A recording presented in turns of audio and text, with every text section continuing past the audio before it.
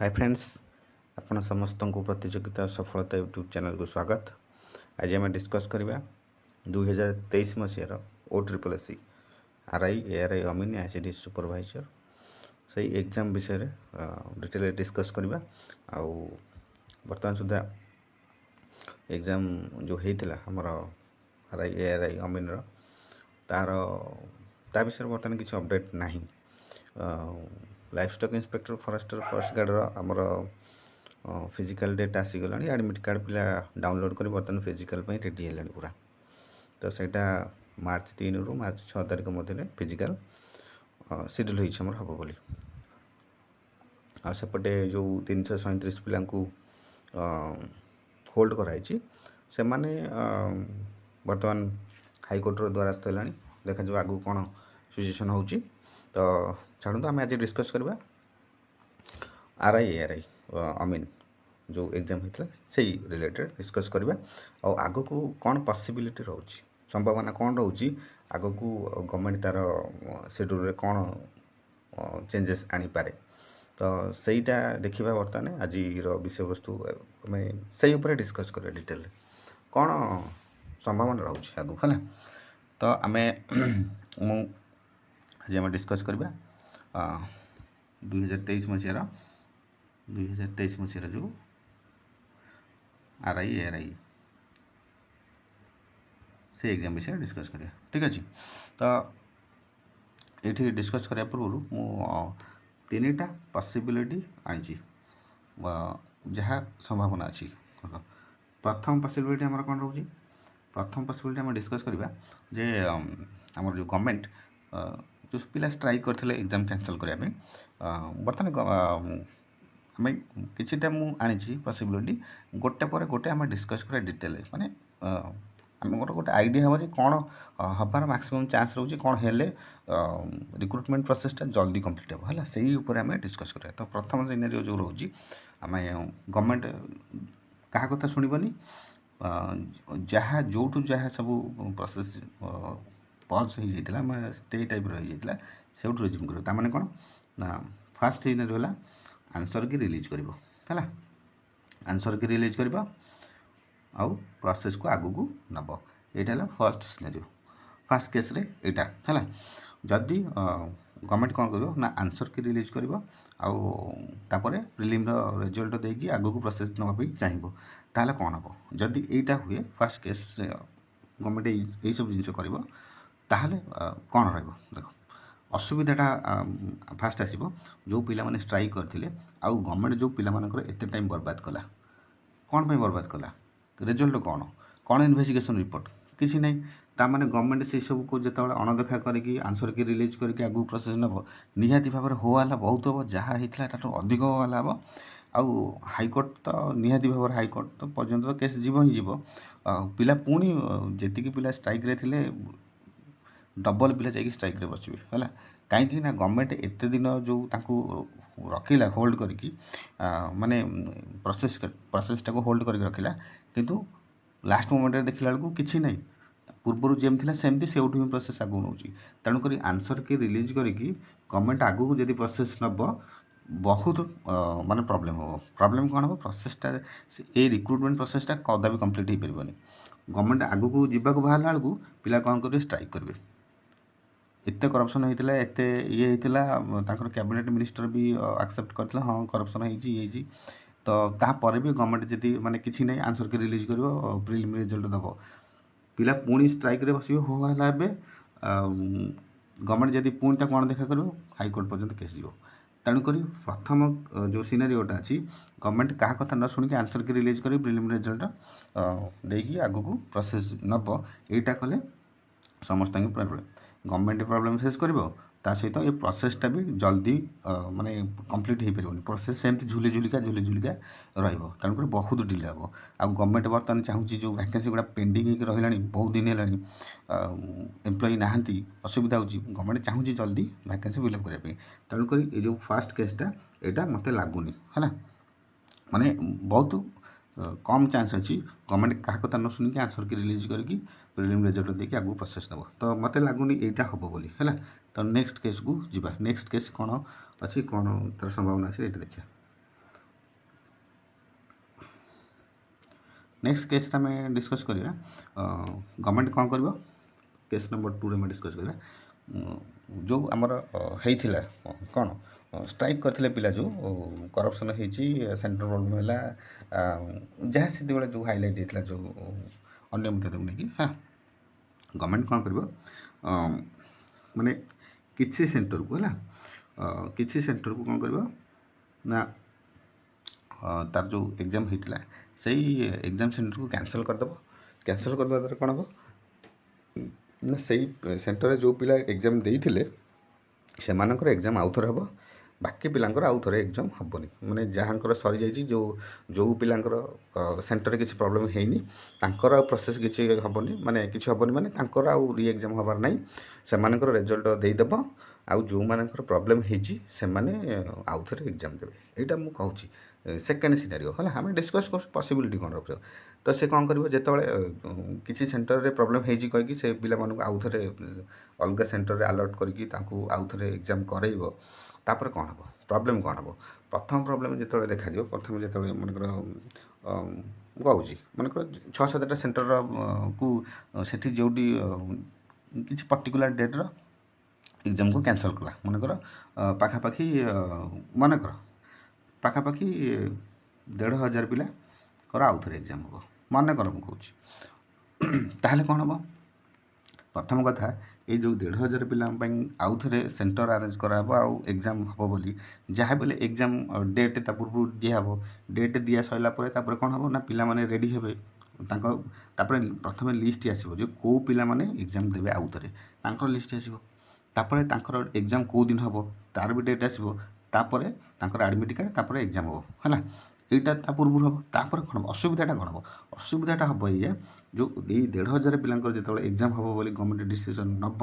तार भर कौन करेंगे ये जो एग्जाम देते भर किसी पिला एग्जाम भल होनी से कहे आम सेंटर भी प्रॉब्लम होता आम आउ थे एग्जाम देव से हुआला करेंगे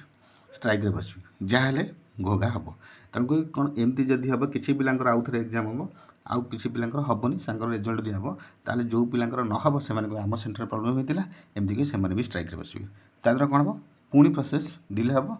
ए वैकेंसीटा फिलअप हो पार ना है तो यहाँ सेकेंड सिनारियो कथा मुझे कहली ये भी प्रॉब्लम अच्छी बर्तमान नेक्स्ट सिनारियो को जावा नेक्स्ट सिनारियो है आमर ये केस नंबर 3 की जा ये मनकर कौन कर गवर्नमेंट जल्दी वैकेंसी ये कराया चाहूँगी फिलअप कराया चाहूँगी वैकेंसी भी ऑलरेडी जहाँ दिखाई से फिलअप हम नहीं पुणी तापर आहरी वैकेंसी आसीगला तो गवर्नमेंट चाहूँ जो यथाशीघ्र फिलअप करने तो थर्ड केस मुझे कहूँ आमर एवं पाखापाखि 1400 वैकेंसी RI ARI अमीन अच्छी आ सहित ICDS मु तो सियोर न कि वैकेंसी आसी है तो ये वैकेंसी रेडी है पूरा बर्तमान है नेक्स्ट एग्जाम तापर आउ भी किसी अच्छी से बेस लेवल पोस्ट किसी आउ भी अच्छी OSSS तो वैकेंसी गुड़े अच्छी जदि OSSS चाहिए ताले कौन कर ये जो नुआ फ्रेश वैकेंसी अच्छी ताप गोटे फ्रेश रिक्रुटमेंट बाहर कर पुराना वैकेंसी के आदि आड करनी नुआ वैकेंसी जहाँ आसो कहीं गवर्नमेंट चाहूँ जल्दी जल्दी फिलअप करेंगे ना ये जो नुआ वैकेंसी जी अच्छी सहीटा को बाहर करके फ्रेश रिक्रुटमेंट बाहर कर 2025 लिखिकी बाहर कर ता हिसाब तार एलिजिबिलिटी क्राइटेरिया जहाँ रहा है नोटिफिकेशन आसो से हिसाब से एग्जाम हम तो यहाँ जदि हम एमती हेले यहाँ नुआ वैकेंसी आजो पुराना सहित आर किसी दबा नवा रही है पुराना सहित लिंक करके मुझे कहूँ कौन हम ये जो केस रे मुझे कहूँ गवर्नमेंट एमती जदि चाहिए कहीं पुराना वैकेंसी से वैकेंसीटा को फिलअप कराब ना जहाँ भी गवर्नमेंट चाहूँ एम्प्लॉई तेणुक से केस रे कौन ना ए केस एमती हो पाए जो पुराना वैकेंसीटा आमर 3,000 पाखापाखि थी आ नुआ वैकेंसी बर्तमान 1,500 पाखापाखि जो रही से कौन कर पुराना वैकेंसी मनकर 2800 तार नुआ वैकेंसी मनकर 1,500 यहाँ मिसेदेव है शून्य 8 5 3 1 2 3 4 एटा कौन कर ना मु केस नंबर 3 कहूँ है तो दुईटा पुराना नुआ वैकेंसी को मिसेदेव ये कहूँ कौन कर से जो पुराना जो वैकेंसी 2023 है 2023 जो भैकेंसी सेटा कौन कर ना सेटा को कैंसल करदेव कैंसल कर कौन नोटिफिकेशन देगी ना करप्शन होता है तो कैंसल जो करदेव पिलाने कैंसल पे लगी तो कैंसल जदि हो गवर्नमेंट भी तार रिजिन देदेव तो तापर पिला कौन से पिला होला हेबेनी है कि तापर कौन से पिला होला हेबेनी कहीं गवर्नमेंट रिजिन भी दब आपर जी होला गवर्नमेंट तार स्टेप्स नब तो से हिसाब से देखा गले जदि सेमती करके गवर्नमेंट कैंसल कर दउची ताहले पिला होला तो निहाती भाव में टी असंतोष जाहिर करेंगे जो मैंने एग्जाम भल होता किंतु गवर्नमेंट जिते रिजिन दबा कि हाँ करप्शन होता बोली आम एग्जाम कैंसल कर सेमती रिक्रुटमेंट एग्जाम भी कैंसल हुए रिजिन देकी तो सहीटा नुआ कथा नुह तो जदि सेमती कैंसल हुए ताले थर्ड सिनारियोटा मु जो कहूँ एग्जाम कैंसल कर पुराणाटा कैंसल कर सहित कौन कर आड कर न्यू वैकेंसी को है न्यू वैकेंसी को आड कराब न्यू वैकेंसी को आड कराई गोटे फ्रेश रिक्रुटमेंट बाहर 2025 तापर पुणा नुआ वैकेंसी को काल कर जो नुआ वैकेंसी रही आम जो 3टा स्टेज थी देखिए मझे भी टे चर्चा को आसाला आमर जो अच्छी कौन प्री अच्छी बर्तमान जो आम एग्जाम जो 2023 3टा स्टेज थी गोटे प्री तापर गोटे मेन आ गोटे स्किल है 3टा एमती थी ये जो नुआ वैकेंसी आसो तार कौन हम आम प्री रहा मेन स्किलटा रही कहला स्किल आउ रही कहीं प्रोसेस डिले होती कौन खाली प्री आउ मेन हम तो एमती गवर्नमेंट चाहिए 7 ରୁ 8 मास भितर प्रोसेसटा कंप्लीट कर दे पार जदि मार्च आम वैकेंसी बाहर मार्च जदि वैकेंसी बाहर आम नवेम्बर सुधा आम एक्सपेक्ट करवा पिला जॉइन करेंगे बोली तो मो हिसाब से जहाँ पॉसिबिलिटी रोची पुराना वैकेंसीटा जो आम थी RI सेटा कैंसल कैंसल करके नुआ वैकेंसी एक आड करके आनिले सी तार प्रोसीजर को आउ टिके छोटेला हाँ नवेम्बर को टार्गेट जदि कर नवेम्बर भितर सर प्री आउ मेन नवेम्बर 2025 अब जदि एग्जाम जो रिक्रुटमेंटा 2023 सेटा जदि कैंसल करदेव जोटा कहूँ कैंसल करदे पिला बेसी होला हेबेनी कहीं रिजिन दब एमती बोली करप्शन तो कैंसल करदे होला हेबेनी जी भी होला सेमती होला हेबेनी जमती गवर्नमेंट क्या कथा न शुणिकी जदि आंसर की देगी माने ये करो कहीं एत टाइम ना इन्वेस्टिगेशन कला रिपोर्ट कहीं किसी नहीं निहाती भाव में पिला बहुत जोर होला तो से होला कौन पॉलिटिक्स पछुता भितर तेणुक मो मत जहाँ लगुच गवर्नमेंट से पुराना वैकेंसी को जदि कैंसल करके नुआ वैकेंसी मिसेगी गोटे नुआ पुराणाटा तो कैंसल हो नुआर से पुराना वैकेंसीटा मिसिकी फ्रेश रिक्रुटमेंट जदि बाहर ताहले से केस बेसी कें का हेनी किंतु जदि जो 2टा केस मुझे कहली किसी पिला होल्ड कर किसी पिलांकर सेमती हेले जो मानकर होल्ड हम से कें हे जो मानकर हम री एग्जाम किसी पिलांकर हम किसी पिलांकर हेनी जो मानकर हेनी से भी कें हे जो मानकर रिजल्ट माने एग्जाम खराब होता से कहे आम सेंटर प्रोब्लेम थी से भी आसिक होला तेणुक कें का हम हाइकोर्ट पर्यटन कथा एमती घोघा हम तेणु से हिसाब से मो मतरे बेस्ट ऑप्शन मो मतरे जो RI एग्जाम होता 2023 रिक्रुटमेंटर ताको कैंसल कर मो मतरे बाकी गवर्नमेंट कौन भावुँ सी हिसाब से कर मु जहाँ भावुँ कैंसल पुराना रिक्रुटमेंटा आ नुआर जो वैकेंसी अच्छी से पुराना वैकेंसीटा नुआर मिसिकी नुआ रिक्रुटमेंट 2025 आसो आदि स्किलटा को उठेकी प्रोसीजरटा को टिके स्लो माने छोट करवा द्वारा जल्दी प्रोसेस सर आ पिला नवेम्बर सुधा ताकू जॉइनिंग दिया तो यहीटा मो मत कले माने स्मूथ हम प्रोसेसटा आउ जदि बाकी जो 2टा ऑप्शन मुझे कहली जदि से 2टा ऑप्शन हिसाब से गवर्नमेंट काम करे ताहले निहाती भाव में प्रॉब्लम हम जमती कि मुझे कहली प्रथम केस रे पिला माने स्ट्राइक करते जो मैंने सी कहे आम कथा किसी शुणालानी गवर्नमेंट ता हिसाब से काम करते दिन कहीं कौन इन्वेस्टिगेशन कले आम रिपोर्ट दियो कहीं गवर्नमेंट किसी शुणानी आंसर की बाहर करके रिजल्ट दूसरी तेणुक पुणी होला पुणी हाइकोर्ट जा केस स्ट्राइक हम से जो वैकेंसी जमा कि फिलअप हो पार बहुत टाइम लगे आ सेकेंड केस कहली କିଛି ପିଲାଙ୍କର ଆଉ ଥରେ ଏକ୍ଜାମ୍ ହେବ, କିଛି ପିଲାଙ୍କର ଆଉ ଥରେ ହେବନି। ଯେଉଁମାନଙ୍କର ଆଉ ଥରେ ନ ହେବ ତାଙ୍କର ଖରାପ ହେଇଥିବ, ସେମାନେ କହିବେ ଆମର ଏ ସେଣ୍ଟରରେ ପ୍ରୋବ୍ଲେମ୍ ଥିଲା। ତେଣୁ ଏମିତି ହେବ। ଅବଶ୍ୟ ଗଭର୍ଣ୍ଣମେଣ୍ଟ ପଚାରିଥିଲା, ପଚାରିକି ମଝିରେ ଯେଉଁ ନେଉଥିଲା